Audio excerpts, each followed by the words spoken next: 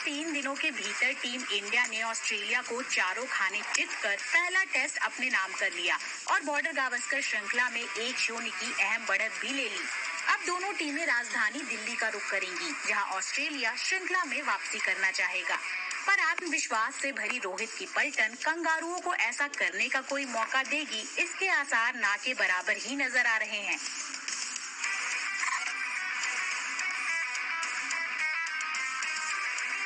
पहले टेस्ट में रोहित शर्मा के अलावा भारतीय टॉप ऑर्डर और मध्यक्रम अपनी छाप छोड़ने में नाकाम रहा। केएल राहुल की खराब फॉर्म भी भारतीय टीम के लिए चिंता का सबब बनी हुई है। शुभमन गिल जबरदस्त फॉर्म में है। ऐसे में राहुल पर इस टेस्ट में बेहतर प्रदर्शन का दबाव होगा। उधर ऑस्ट्रेलिया ने टॉड मर्फी पर भरोसा जताते हुए उन्हें एस्टन एगर पर तरजीह दी और मर्फी टीम मैनेजमेंट के इस भरोसे पर एकदम खरा उतरे। पर ट्रेविस हेड की जगह मैट रेनशॉ को खिलाने का उनका दाव उल्टा पड़ गया। ऐसे में सवाल उठता है कि क्या इस मैच में हेड को प्लेइंग 11 में जगह मिल पाएगी। विराट कोहली जल्द से जल्द टेस्ट में भी अपनी फॉर्म हासिल करना चाहेंगे, तो चेतेश्वर पुजारा अपने 100वें टेस्ट को यादगार बनाने की कोशिश करेंगे। वहीं ऑस्ट्रेलिया अपने दोनों अनुभवी सलामी बल्लेबाजों से एक मजबूत शुरुआत की उम्मीद करेगा। पर सबकी निगाहें एक बार फिर भारतीय फिरकी गेंदबाजों पर टिकी होंगी, जिन्होंने पहले मुकाबले में कंगारुओं को क्रीज पर टिकने नहीं दिया था। अगर ऑस्ट्रेलिया को इस मामले में टीम इंडिया को टक्कर देनी है, तो फिर नेथन लायन को अपना कमाल दिखाना होगा।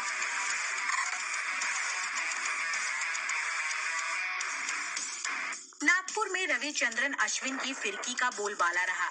उन्होंने न सिर्फ ऑस्ट्रेलियाई बल्लेबाजों को अपनी फिरकी की धुन पर नचाया, बल्कि सबसे तेज 450 विकेट लेने वाले भारतीय गेंदबाज भी बन गए।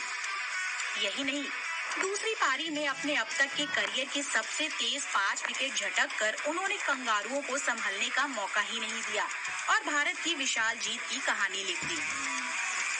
साल 2000 से अगर किसी फिरकी गेंदबाज ने ऑस्ट्रेलियाई बल्लेबाजों को सबसे ज्यादा परेशान किया है, तो वो है रविचंद्रन अश्विन।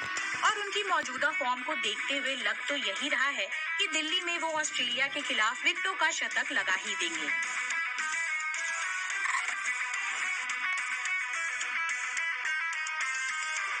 अगर कोई बल्लेबाज रविचंद्रन अश्विन का सामना करने से सबसे ज्यादा कतराता है, तो वो है डेविड वार्नर।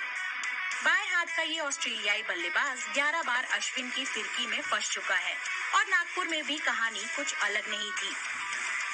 पिछले कुछ सालों से वार्नर ऑस्ट्रेलिया के बाहर बल्ले के साथ जूझते नजर आए हैं। 2019 से विदेशी जमीन पर उनका औसत टॉप ऑर्डर और मध्यक्रम के बल्लेबाजों में सबसे खराब है। कंगारू इस दौरे पर वैसे ही चोटों से जूझ रहे हैं। ऐसे में वो चाहेंगे कि उनका ये अनुभवी और भरोसेमंद बल्लेबाज बाकी के 3 टेस्ट मैचों में अपने बल्ले से उनकी परेशानी को कुछ हद तक कम करने का काम करे।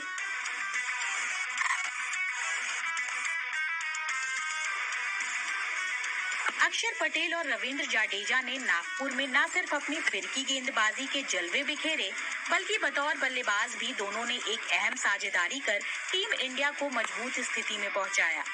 भारत के निचले क्रम ने एक बार फिर बल्ले के साथ अपनी मौजूदगी का एहसास करवाया और कहीं न कहीं मैच का रुख भी अपनी टीम की तरफ मोड़ दिया। पिछले कुछ सालों में भारतीय टीम के बल्लेबाजी क्रम की गहराई बढ़ती नजर आई है। नंबर 6 से 10 तक के भारतीय बल्लेबाजों का औसत लगभग 25 है, जो 2021 से किसी भी टीम के मुकाबले सबसे ज्यादा है। ऐसे में कंगारू भी अपने निचले क्रम के बल्लेबाजों से कुछ ऐसी ही बल्लेबाजी की उम्मीद करेंगे, क्योंकि इस मामले में वो भारत से ज्यादा पीछे नहीं है। नागपुर की दूसरी पारी में ऑस्ट्रेलियाई बल्लेबाजी ताश के पत्तों की तरह ढह गई और 91 रनों पर सिमट गई। भारत के खिलाफ उनका ये दूसरा सबसे कम स्कोर था। ऐसे में कंगारुओं के लिए दिल्ली में वापसी करना लोहे के चने चबाने जैसा होगा। भारत अपनी सरजमीन पर बहुत तगड़ी टीम है। ऐसे में दिल्ली में भी उनके ही जीतने के आसार दिखाई दे रहे हैं। पर क्या ऑस्ट्रेलिया पलटवार कर पाएगा? देखने के लिए जुड़ जाइए हमारे साथ।